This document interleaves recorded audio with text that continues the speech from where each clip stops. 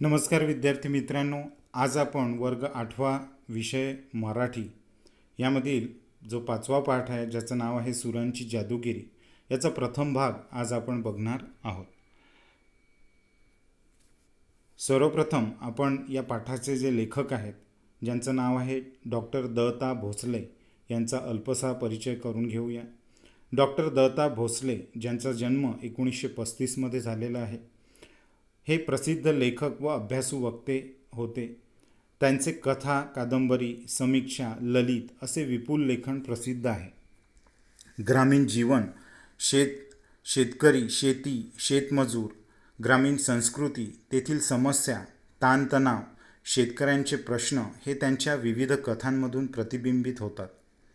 त्याचबरोबर ग्रामीण जीवनातील सौंदर्य, माणसामाणसातील जिव्हाळा, निसर्ग या गोष्टी टिपणारे ललित लेखन त्यांनी केलेले आहे। इथे फुलांना मरण जन्मता, खसखशीचा मळा, जन्म, पाऊस हे कथासंग्रह, परिघावरची माणसं, पार आणि शिवार हे ललित लेखन, समीक्षा आणि संवाद, साहित्य, आस्वाद आणि अनुभव ही समीक्षात्मक पुस्तके, शिक्षणातील अधिक उणे, संस्कृतीच्या पाऊलखुणा व चावडीवरचा दिवा ही अन्य पुस्तकेही प्रसिद्ध आहेत। त्यांनी महर्षी वीरा शिंदे पुरस्कार, भैरू रतन दमानी पुरस्कार यासारख्या एकूण 52हून अधिक पुरस्कारांनी सन्मानित त्यांना करण्यात आलेले आहे। म्हणजे अतिशय नामांकित असे हे लेखक आहेत। या पाठाविषयी लिहिताना ते म्हणतात की ग्रामीण जीवनाचा अविभाज्य घटक म्हणजे तिथल्या संस्कृतीशी एकरूप झालेले विविध आवाज, तेथील निसर्ग सानिध्यामुळे निसर्गातील पशु पक्षी, झाडे, ग्रामीण जीवनातील विविध कामे करताना होणारे विविध आवाज हे जगण्यात आनंद निर्माण करत असतात। अशा विविध आवाजांचे सुंदर वर्णन या पाठात लेखकाने केलेले आहे आणि हा प्रस्तुत पाठ हा चावडीवरचा दिवा या ललित लेख संग्रहातून घेतलेला आहे। की या पाठाबद्दल सांगताना लेखक म्हणतात की ग्रामीण जीवनामध्ये अनेक जे आवाज होतात त्या विविध आवाजामध्ये एक विशिष्ट प्रकारचं सौंदर्य आहे, कारण निसर्ग सानिध्यामध्ये ग्रामीण जीवन हे चालू असतं आणि या जीवनामध्ये विविध प्रकारचे पक्ष्यांचे, पशूंचे, याशिवाय अन्य ग्रामीण जीवन जगत असताना लोकांच्या बोलण्याचे आणि विविध साहित्यांचे जे आवाज होतात त्यामध्ये एक आगळी मजा असते, असं लेखक या पाठाच्या माध्यमातून आपल्यापुढे सांगण्याचा प्रयत्न करत आहेत। तर चला मग या पाठाला आपण सुरुवात करूया। सर्वप्रथम आपण ग्रामीण भागातील या सुरांच्या जीवनाविषयी माहिती करून घेऊया। की ग्रामीण भागातील निसर्गात आपणास पहाटेच्या वेळी विविध पशुपक्ष्यांची चिवचिवाट, सुमधुर आवाज आपल्या कानी पडतात। हे ऐकून आपलं मन जे आहे ते अतिशय प्रसन्न होतं की आपल्याला विविध प्रकारचे आवाज जे आहे ते ग्रामीण जीवनामध्ये ऐकायला येतात। आणि ग्रामीण जीवनामध्ये ज्यावेळेला पहाट होते त्यावेळेला विविध पशुपक्ष्यांचं कुंजन आपल्या कानी पडतं। शहरी जीवनामध्ये ते फारसं आपल्याला जाणवत नाही, परंतु ग्रामीण भागामध्ये मात्र पहाट होताच अनेक पक्ष्यांच्या कुंजनाने ही जी पहाट आहे ती होताना आपल्याला दिसते।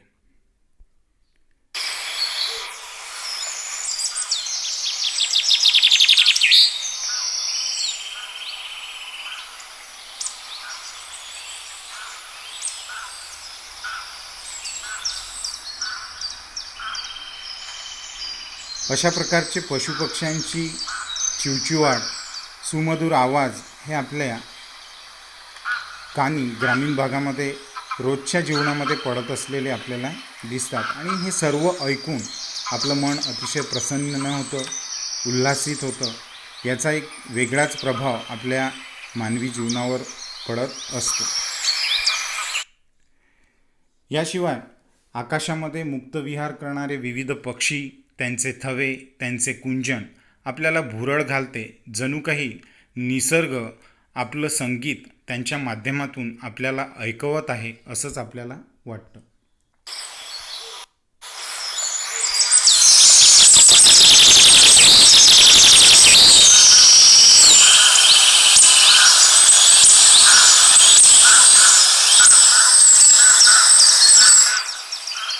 ग्रामीण जीवनाचा अविभाज्य भाग म्हणजे तेथील पक्षी जीवनसुद्धा म्हटल्यास वावगं ठरणार नाही, कारण अनेक प्रकारचे पशुपक्षी हे निसर्गामध्ये अत्यंत मुक्तपणे विहार करत असतात आणि या पक्ष्यांचं कुंजन म्हणजे त्यांचे विविध प्रकारचे आवाज हे आपल्याला ग्रामीण जीवनामध्ये ऐकायला मिळतात आणि हे सगळं ऐकून आपल्या मनाला खूप उत्साह प्राप्त होतो. याशिवाय गावामध्ये गावाच्या बाजूला काही ठिकाणी नदी असते, काही ठिकाणी तळे असतात, काही ठिकाणी ओढे असतात. यातून वाहणारे जे स्वच्छ आणि खळाळतं पाणी आहे, त्या पाण्याचा आवाज ऐकला तरी माणसाचं मन अगदी टवटवीत आणि प्रसन्न झाल्याशिवाय राहत नाही. तर असे विविध प्रकारचे पाण्याच्या ओढ्याचे, पाण्याच्या वाहनाचे आवाज हे आपल्याला ग्रामीण जीवनामध्ये ऐकायला मिळतात. हे सर्व ऐकून मानवी जीवन जे आहे त्यापासून उल्हासित आणि प्रसन्न होतं. कारण शहरी भागामध्ये आपण असे आवाज आपल्या कधी शोधत नाही. त्यामुळे शहरी जीवन हे जरी खूप सोयीसुविधांनी युक्त असं असलं तरी ग्रामीण जीवनातली जी गोडी आहे, ग्रामीण जीवनातील जो साधेपणा आहे आणि निसर्ग सान्निध्य आहे ते आपल्याला ग्रामीण भागामध्येच बघायला मिळतं.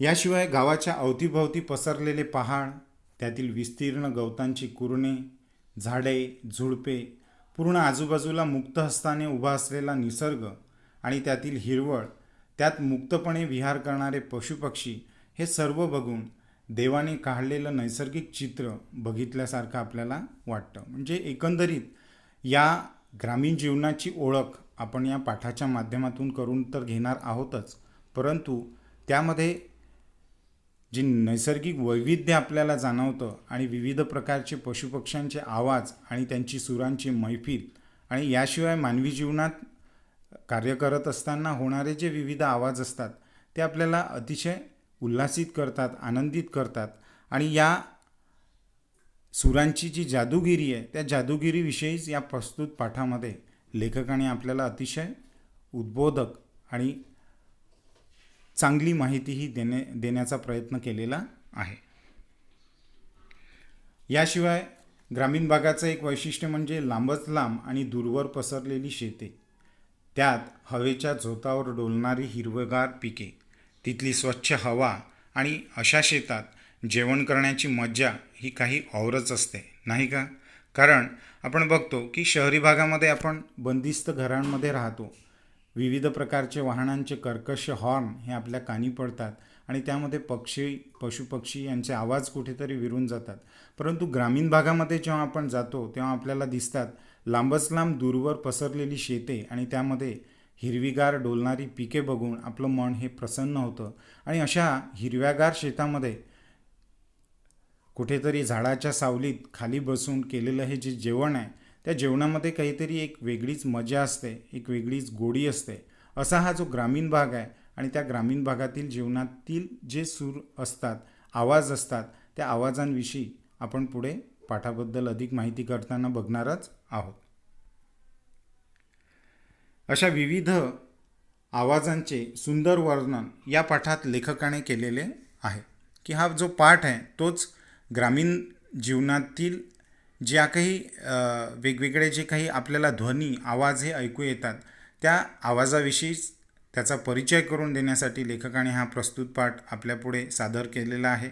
आणि हा जो पाठ आहे तो पाठ चावडीवरचा दिवा या ललितलेख संग्रहातून त्याने घेतलेला आहे.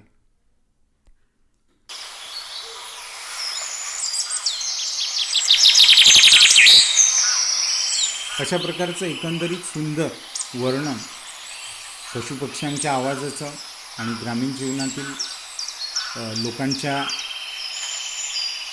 दैनंदिन जीवनातून होणारे जे आवाज आहे त्याविषयी लेखकाने या पाठामध्ये आपल्याला माहिती सांगितलेली आहे. तर चला मग आपण पाठाला सुरुवात करूया.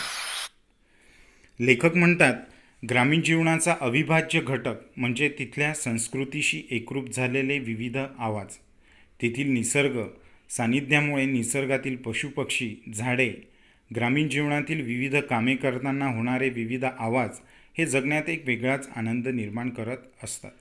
की आपण शहरी भागामध्ये राहत असताना आपल्याला अशा प्रकारचे जे नैसर्गिक सौंदर्य आहे ते आपल्याला जाणवत नाही, परंतु या ग्रामीण जीवनामध्ये तिथली जी संस्कृती आहे त्या संस्कृतीशी एकरूप झालेले जे काही आवाज आहेत ते आवाज ऐकून आपलं मन हे अतिशय प्रसन्न होतं.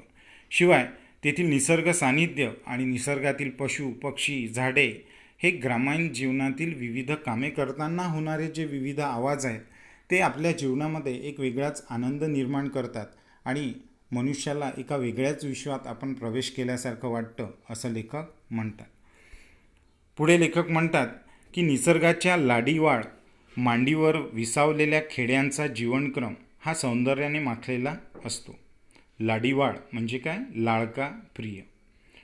तसाच नाना विविध सुरांच्या लकेरीने मोहरून गेलेला असतो. त्यामुळे अनेक खेडी ही नेहमीच ताजी व टवटवीत रानफुलांसारखी असतात. खेड्यातला दिवस हा जणू पायात आवाजाचे अलंकार घालून जन्माला येत असतो. की लेखक म्हणतो की निसर्गाच्या लडीवाळ म्हणजे अतिशय प्रेमळ, प्रिय अशा मांडीवर विसावलेल्या खेळाचा हा जो जीवनक्रम आहे तो सौंदर्याने माखलेला असतो. कारण एक खेडं म्हटलं की आजूबाजूला विस्तीर्ण अशी शेतं असतात आणि त्यामध्ये कुठेतरी मधोमध वस्ती असते आणि आजूबाजूला निसर्गाची उधळण ही झालेली असते.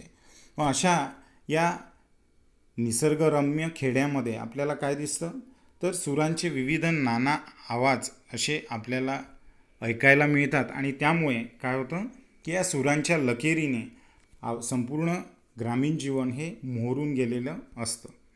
त्यामुळे ही खेडी जी आहेत ती नेहमी आपल्याला काय वाटतात? नेहमीच ताजीतवानी आणि टवटवीत अशी रानफुलांसारखी वाटतात. की रानफुलं ही उघड्या रानमाळावर उगवतात, परंतु त्यांचं सौंदर्य हे सुद्धा काय असतं? अतिशय विलोभनीय असतं. तशीच ही खेडीसुद्धा काय असतात? अशा रानफुलांसारखी नेहमीच ताजी आणि टवटवीत वाटतात. त्यामध्ये तिथल्या जीवनामध्ये आवाजांचं आणि तिथल्या नैसर्गिक सौंदर्यामध्ये जी विविधता असते ती आपल्याला शहरी भागामध्ये जाणवत नाही आणि म्हणूनच लेखक म्हणतो की ही जी खेडी आहेत ती काय? नेहमीच ताजी, टवटवीत, अगदी रानफुलांसारखी असतात. आणि खेड्यातला प्रत्येक दिवस हा जणू काही काय? पायामध्ये आवाजाचे अलंकार घालून जन्माला येतो असं आपल्याला वाटतं. कारण विविध प्रकारचे आवाज हे आपल्याला ग्रामीण भागामध्येच ऐकायला येतात. मग त्यामध्ये पशुपक्षी असतील, झाडं असतील, निसर्ग सौंदर्य असेल, ग्रामीण जीवनातील संस्कृतीमधले विविध आवाज असतील, हे ऐकून जणू काही खेड्यातला प्रत्येक दिवस हा आवाजाचे अलंकार घालून जन्माला येतो असं वाटतं, असं लेखक म्हणतो. पुढे लेखक म्हणतात की अगदी पहाटेला अजून पुरती जाग आलेली नसते तेव्हा खेड्यामध्ये टोपलीखाली डालून ठेवलेल्या कोंबड्याला मात्र हमखास जाग आलेली असते. की अगदी पहाटेला अजून पुरती जाग आलेली नसते म्हणजे पूर्णतः पहाटसुद्धा झालेली नसते. सकाळचे 4-5 वाजलेले असतात आणि अशावेळी आपण बघतो की साधारणतः बाहेर अंधार असतो, म्हणजेच पहाटेला पुरती जागसुद्धा आलेली नसते.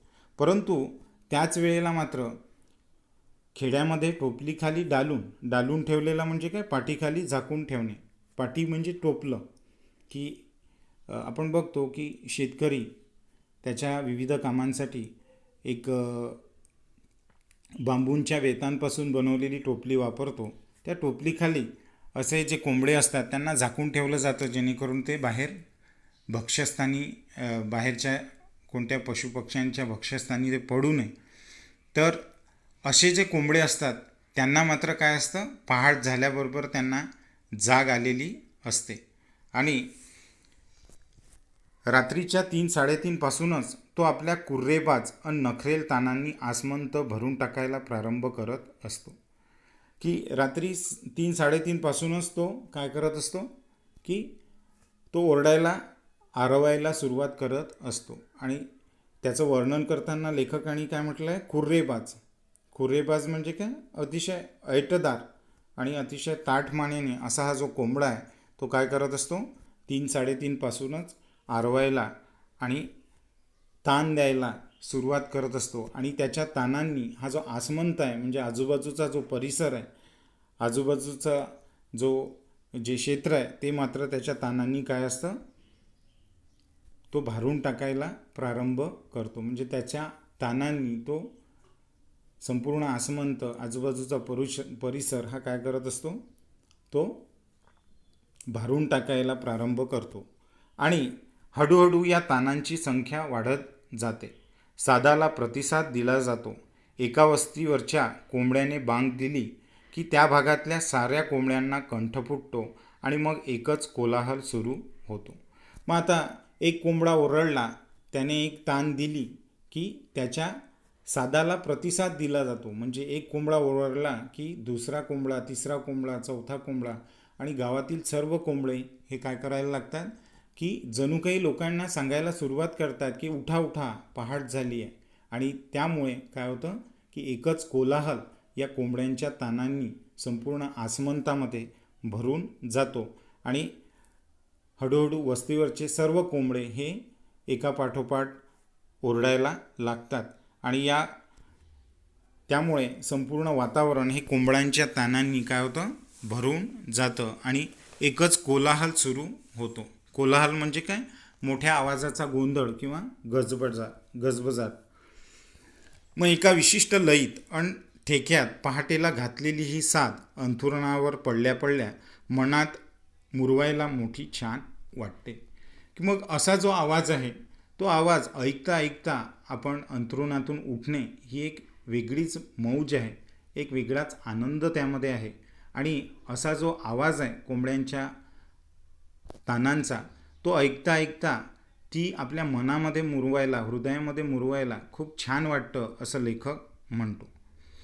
मनातल्या मनात आपणही त्याला निशब्द मनाने साथ घालत असतो आणि मनातल्या मनात अगदी आपली झोप पुरेशी ही झालेली असते तरी पण आपण अंथरुणावर पडल्या पडल्या हे जे आवाज आपण ऐकतो, कोंबड्यांच्या ताना आपण जेव्हा ऐकतो तेव्हा त्याचा जो आवाज आहे तो आपल्या मनामध्ये, हृदयामध्ये मुरवायला आपल्याला आवडतं आणि मनातल्या मनातच आपण सुद्धा काय करतो, त्याला निशब्द मनाने त्या सादीला प्रतिसाद देत असतो, घालत असतो असं लेखक म्हणतात. या ठिकाणी मी कोंबडे कशा पद्धतीने सादाला प्रतिसाद देतात यासाठी त्यांचे काही आवाज मी तुमच्यासाठी रेकॉर्ड केलेले आहेत.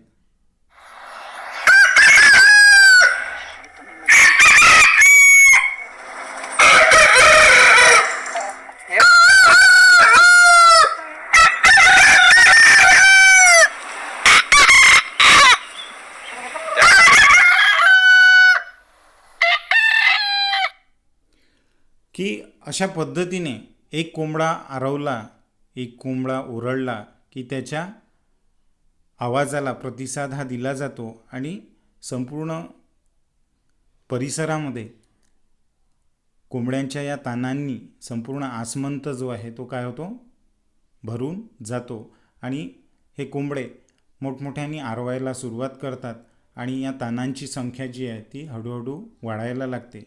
अशा पद्धतीने ग्रामीण जीवनातील जी पहाट आहे तिची सुरुवात या कोंबड्यांच्या आरवण्याने होते आणि अतिशय सुंदर असे हे जे आवाज आहे ते आपल्याला शहरी भागामध्ये जाणवत नाही, परंतु ग्रामीण जीवनातला हा पहाटेचा एक नित्य असा आवाज आपल्या कानी पडतो असंच लेखकाला त्यातून सांगायचं आहे. पुढे लेखक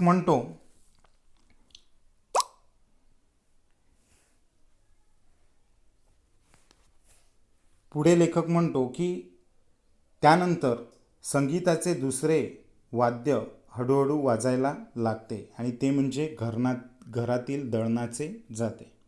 की आता जाते हा प्रकार आपल्यासाठी नवखा असू शकतो, नसूही शकतो.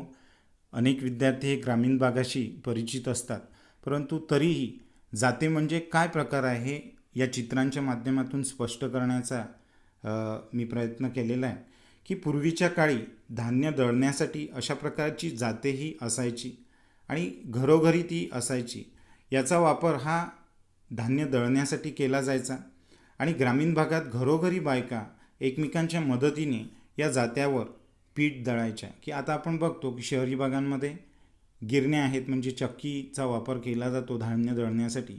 परंतु पूर्वीच्या काळामध्ये घरोघरी बायका या जात्यावर दळणं दळायच्या आणि एकमेकींना मदत करण्यासाठी आजूबाजूच्या बायकासुद्धा काय करायच्या, या जात्यावर दळण दळायच्या आणि विविध प्रकारची गीतं, लोकगीतं ही त्यावेळी त्या गायच्या, जेणेकरून कामाचा ताण, थकवा हा आपल्याला जाणवू नये, कंटाळा जाणवू नये यासाठी अशा प्रकारची ही जी जाती आहे त्यांचा वापर हा केला जायचा.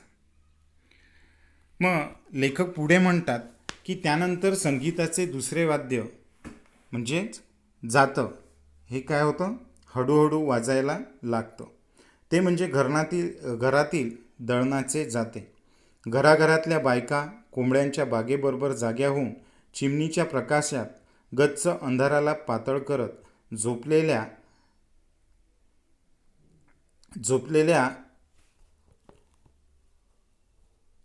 जात्याला गायला लावतात. त्या जात्याचा मंद, लयबद्ध, प्रौढ अन दमदार आवाज छोट्या मोठ्या ताना व हरकती घेऊन आसमंत भरून टाकतो. म्हणजे काय की कोंबड्याच्या आरवण्यानंतरचा जो दुसरा आवाज आहे तो म्हणजे ते संगीत म्हणजे काय, जात्याचा आवाज.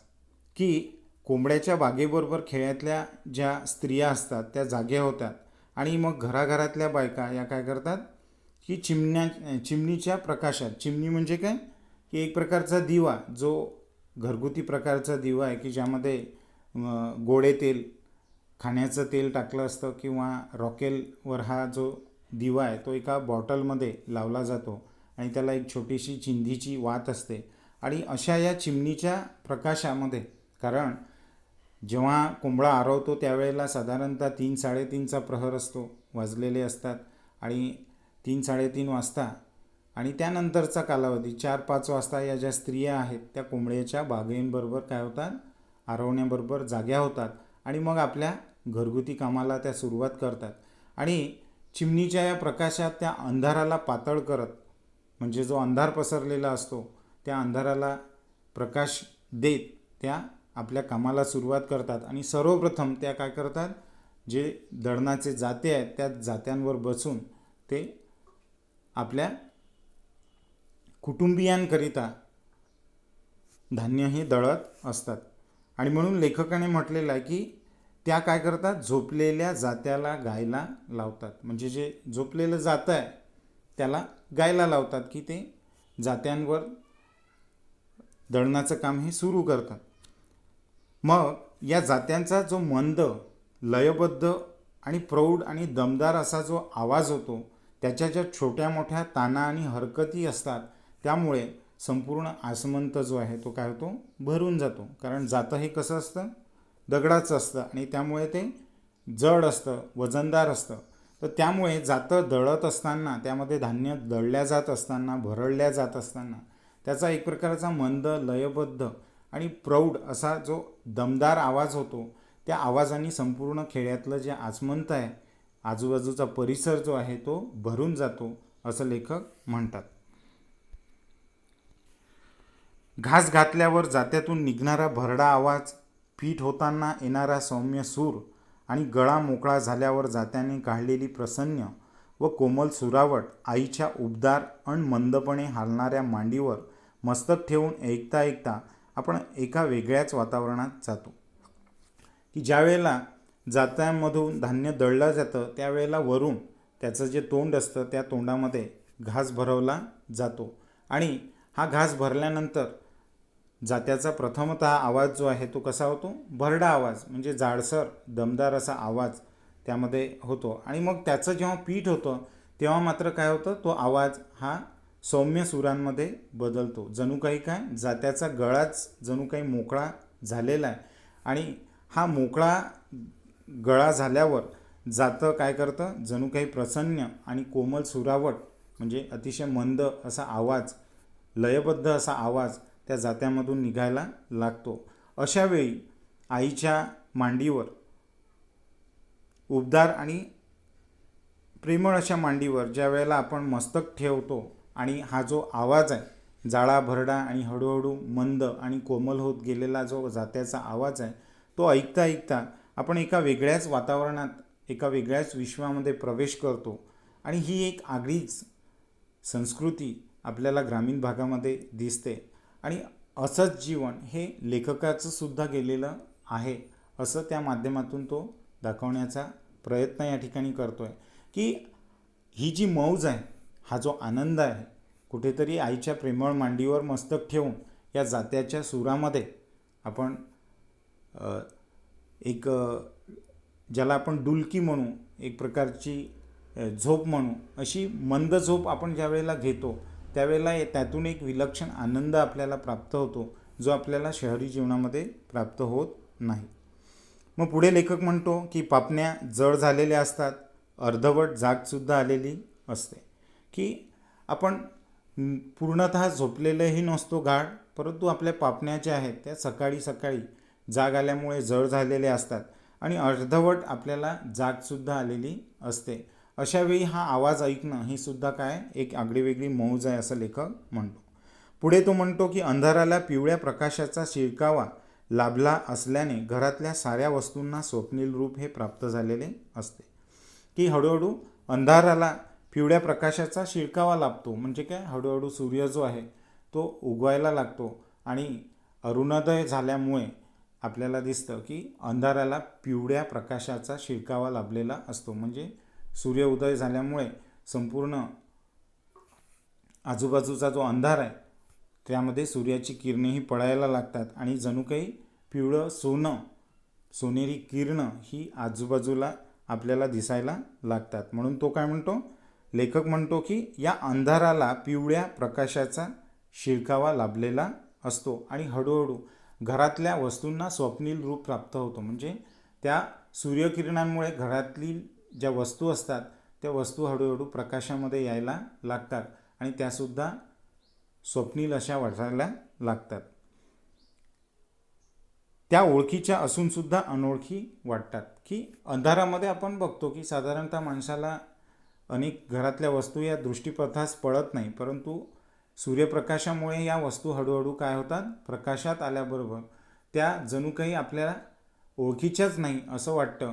कारण काही क्षणापूर्वी अंधार असतो आणि सूर्यप्रकाश आल्याबरोबर या सर्व वस्तू या आपल्याला डोळ्यांनी दिसायला लागतात.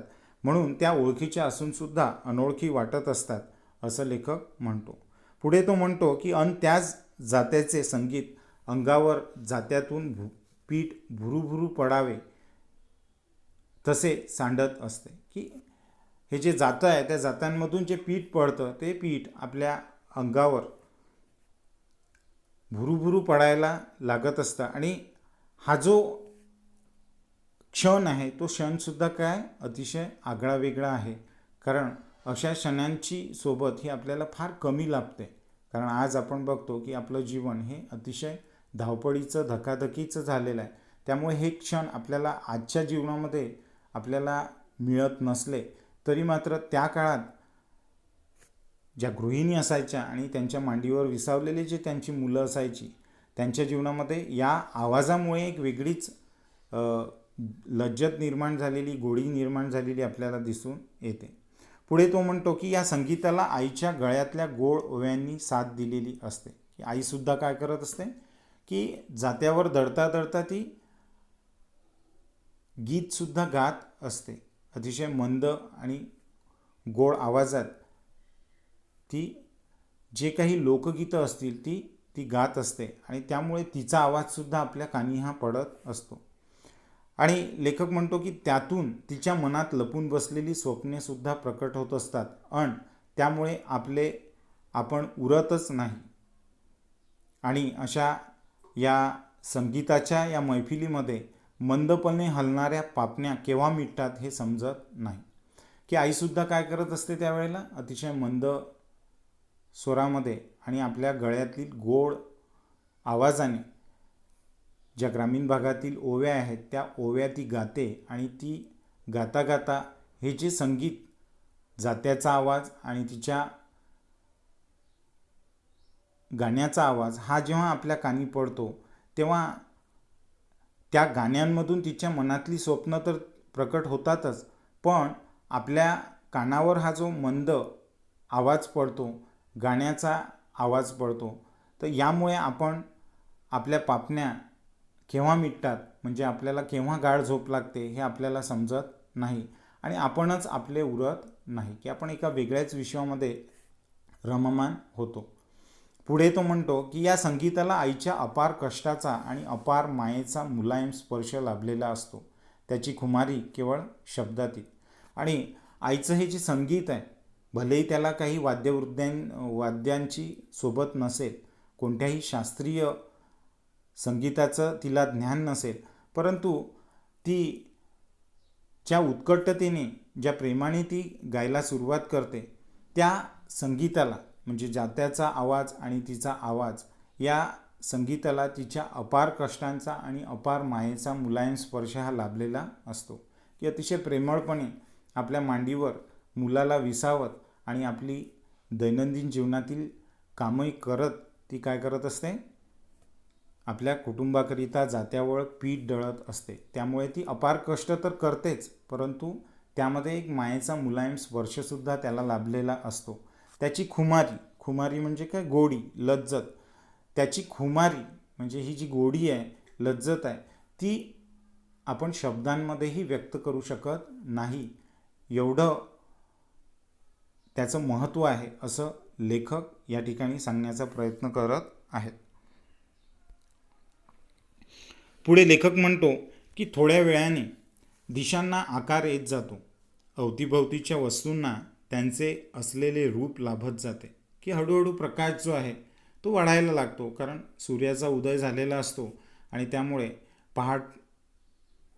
पहाटेला हळूहळू जाग आलेली असते आणि पहाट व्हायला लागते आणि हळूहळू काय होतं, सर्व दिशांना जेव्हा सूर्यप्रकाश पसरायला लागतो त्यावेळेला सर्व दिशांना हळूहळू आकार येऊ लागतो. म्हणजे सर्व निसर्गातील जे काही पशुपक्षी, वनस्पती असतील, घरं असतील, जे काही आजूबाजूचा परिसर असेल, तो हळूहळू काय व्हायला लागतो, या सूर्यप्रकाशामुळे आपल्याला दिसायला लागतो आणि अवतीभोवतींच्या वस्तूंना काय होतं, त्यांचं रूप जे आहे ते लाभत जातं. त्यावेळी मात्र गाऊन थकलेले कोंबडे मिटल्या चोचीने आपल्या सुटकेची वाट पाहत असतानाच चिमण्यांना कंठ फुटतो, की सर्वप्रथम जो पाहुणा जागा होतो गावामध्ये, ग्रामीण भागामध्ये, तो असतो कोंबडा. हा कोंबडा आरवून काय होतो, थकून जातो आणि मग तो आपल्या सुटकेची वाट बघत असतो, कारण त्याला टोपलीखाली डांबून ठेवलेलं असतं. मग तो थकत नाही, तोच कोणाचा आवाज चालू होतो, की अशा वेळी चिमण्यांना कंठ फुटतो. म्हणजे आजूबाजूच्या झाडावर, आजूबाजूच्या परिसरात असलेल्या ज्या चिमण्या असतात त्या हळूहळू चिवचिवाट करायला लागतात. पुढे कावळ्यांचे भरभरीत आवाजही फांद्यातून सांडत असतात आणि मग हळूहळू या चिमण्यांच्या सोबतीला कावळ्यांचे जाडेभरडे आवाजसुद्धा आपल्याला ऐकू यायला लागतात. झाडावर बसलेले जे कावळे आहेत ते सुद्धा ओरडायला लागतात. व्हायोलिनवर हलक्या हाताने तारा छेडाव्यात तशी चिमण्यांची नाजूक चिवचिवसुद्धा सुरू झालेली असते, की व्हायोलिन हा काय एक वाद्यप्रकार आहे, एक तंतुवाद्य आहे, की त्याच्या तारींना जेव्हा आपण छेडतो तेव्हा त्यातून मंद असे स्वर बाहेर येत असतात.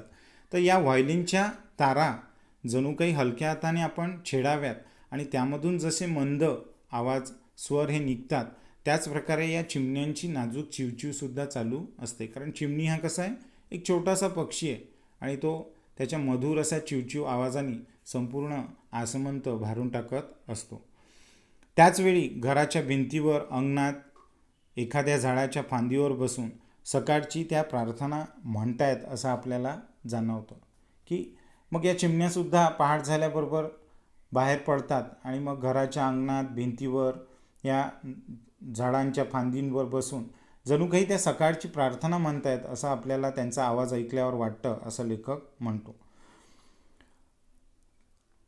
तर मध्येच झाडाच्या ढोलीतून हिरव्या रेघोट्या मारत एखादा पोपट या संगीतात आपल्या सुरांची भर घालत असतो. तर मध्येच काय होतं, मग एखादा पोपट हा झाडाच्या ढोलीतून बाहेर येतो आणि हिरव्या रेघोट्या मारत, म्हणजे त्याचा पोपटाचा जो रंग आहे तो कसा असतो, हिरवा असतो आणि अतिशय विलोभनीय असं त्याचं एकंदरीत सौंदर्य असतं. तर असा हा जो पोपट आहे तो एखाद्या झाडाच्या ढोलीतून निघतो आणि मध्येच त्याच्या सुरांची भर या नैसर्गिक संगीतामध्ये घालत असतो असं लेखक म्हणतो. आणि हे संपूर्ण सकाळचं जे संगीत आहे ते एखाद्या वाद्यवृंदासारखं वाटतं, म्हणजे जणू काही संगीताची मैफिल ही लागलेली आहे आणि त्या मैफिलीमध्ये विविध आवाज आपल्याला ऐकू येत आहेत. अशा प्रकारचं हे जे संगीताचे जे स्वर आहे किंवा संगीताचं हे जे वाद्यवृंद आहे हे आपल्याला अतिशय मनमोहक वाटतं, मनाला आनंददायी वाटतं, उल्हास देणारं वाटतं असं लेखक म्हणतो. तर विद्यार्थी मित्रांनो, अशा प्रकारे आपण सुरांची जादूगिरी हा पाठ आणि यातला प्रथम भाग आज आपण बघितला. यानंतर दुसरा भागसुद्धा आपण बघणार आहोत. तर मी इथेच थांबतो. धन्यवाद.